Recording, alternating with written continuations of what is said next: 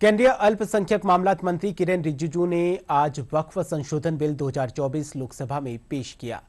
दोपहर 12 बजे से बिल पर चर्चा शुरू हुई। बिल के जरिए वक्फ बोर्ड की संपत्तियों को कानूनी दायरे में लाए जाने का प्रस्ताव है। केंद्रीय मंत्री किरेन रिजिजू ने कहा कि 284 डेलीगेशन ने कमेटी के सामने अपनी बात रखी और 25 राज्यों की वक्फ बोर्ड ने भी अपना पक्ष रखा। वहीं गृह मंत्री अमित शाह ने कहा कि वक्फ एक प्रकार की चैरिटेबल संस्था है। उन्होंने कहा कि सरकारी संपत्ति का दान नहीं हो सकता। गृह मंत्री ने कहा कि वक्फ संशोधन बिल से मुस्लिमों की धार्मिक गतिविधियों में किसी भी तरह का कोई दखल नहीं किया जाएगा। उन्होंने आरोप लगाया कि विपक्ष अल्पसंख्यकों को डरा दिखाकर भड़का रही है। कुल मिलाकर के 97,27,772 याचिकाएं ऑनलाइन, फिजिकल, मेमोरेंडम के रूप में, रिक्वेस्ट के रूप में और सुझाव के रूप में पूरे तरह से सरकार ने देखा है। वो जेपीसी के माध्यम से हो या डायरेक्ट दिया हो, हमने सब उसको देखा है। इससे बड़ा कभी भी, इससे ज्यादा संख्या में किसी भी बिल कपर में लोगों का याचिकाएं नहीं आया आज तक। कुल मिलाकर के 284 डेलीगेशन ने अलग अलग समुदाय के जो स्टेक होल्डर्स है, उन्होंने कमेटी के सामने में अपने बात को रखा है, सुझाव भी दिया है। 25 स्टेट गवर्नमेंट और यूनियन टेरिटरीज का वक्फ बोर्ड्स ने अपना सबमिशन भी पेश किया गया है। ये संशोधन लेके नहीं आते तो जिस सदन में हम बैठे हैं, ये पार्लियामेंट बिल्डिंग, इसको भी क्लेम किया जा रहा था। एयरपोर्ट, बसंत विहार, और अगर नरेंद्र मोदी जी का सरकार नहीं आते, अगर यूपीए का सरकार कंटिन्यू रहता, तो क्या क्या बिल्डिंग को डी नोटिफाई किया जाना था। 123 प्रॉपर्टी को तो डी नोटिफाई किया। मैं रिकॉर्ड में कह रहा हूं, अपने मन से कुछ नहीं कह रहा हूं, मैं ऑफिशियल रिकॉर्ड का बात बता रहा हूं। अध्यक्ष महोदय, किसी भी धार्मिक व्यवस्था को, किसी भी रिलीजियस इंस्टीट्यूशन कोई धार्मिक काम में हस्तक्षेप करने नहीं जा रहा है। ना ही वक्फ बोर्ड किसी धार्मिक स्थल की व्यवस्था में कोई भी तरीके से हाथ डालने का प्रावधान है, बिल्कुल नहीं है सर। वक्फ बोर्ड का जो प्रावधान किसी मस्जिद, किसी मंदिर, किसी धार्मिक स्थल का व्यवस्था का कोई लेना देना नहीं है। ये सिंपली एक प्रॉपर्टी का मैनेजमेंट का विषय है। हजारों किलोमीटर ट्रेन का पटरी लगा हुआ है, स्टेशन बना हुआ है। वो ट्रेन का पटरी लगा हुआ है, वो रेलवे का प्रॉपर्टी थोड़ी है, ये तो देश का प्रॉपर्टी है। हमारा डिफेंस के पास कहता कि सेकंड लार्जेस्ट है। डिफेंस के पास जो भी लेने, जहां ट्रेनिंग करता है, जहां वो रहता है, या बॉर्डर एरिया में जितना डिफेंस लैंड है, वो देश का रक्षा के लिए है। उसको आप कैसे वक्त प्रॉपर्टी के साथ आप तुलना कर सकते हैं। वक्त प्रॉपर्टी प्राइवेट प्रॉपर्टी होता है सर। तो इसलिए दुनिया में सबसे ज्यादा वक्त प्रॉपर्टी हिंदुस्तान में है।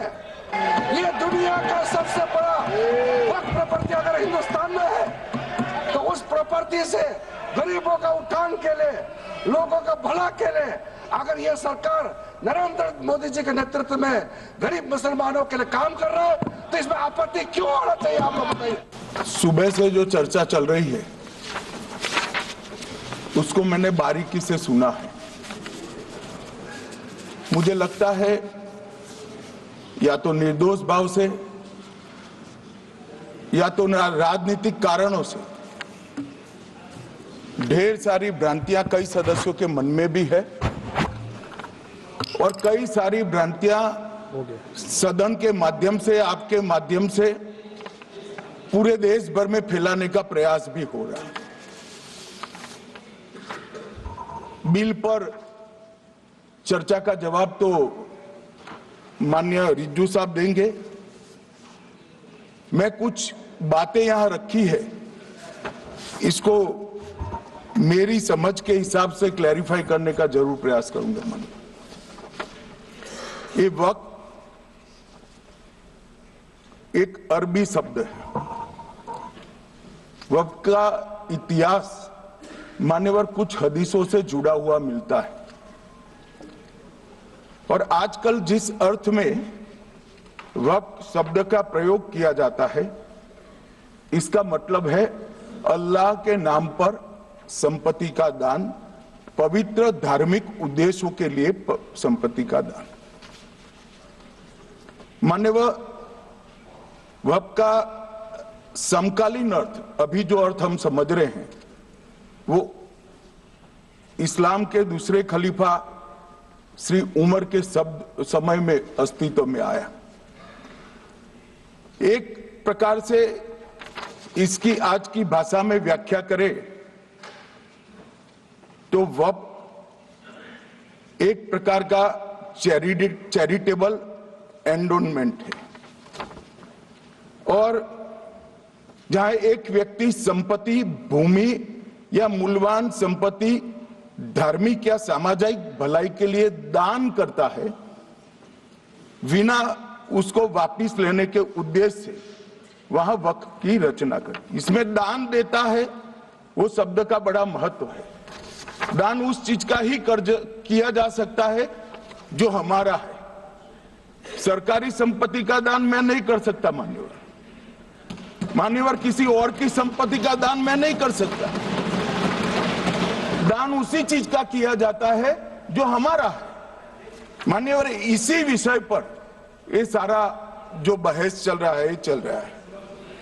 भारत का जहां तक सवाल है, दिल्ली में सल्तनत काल के प्रारंभ में मुइज़ुद्दीन घोरी के समय पर पहली बार वक्फ अस्तित्व में आया। अंग्रेजों के जमाने में 1863 के धार्मिक दान अधिनियम से चलता था। बाद में चैरिटेबल प्रॉपर्टीज एक्ट 1890 से चला।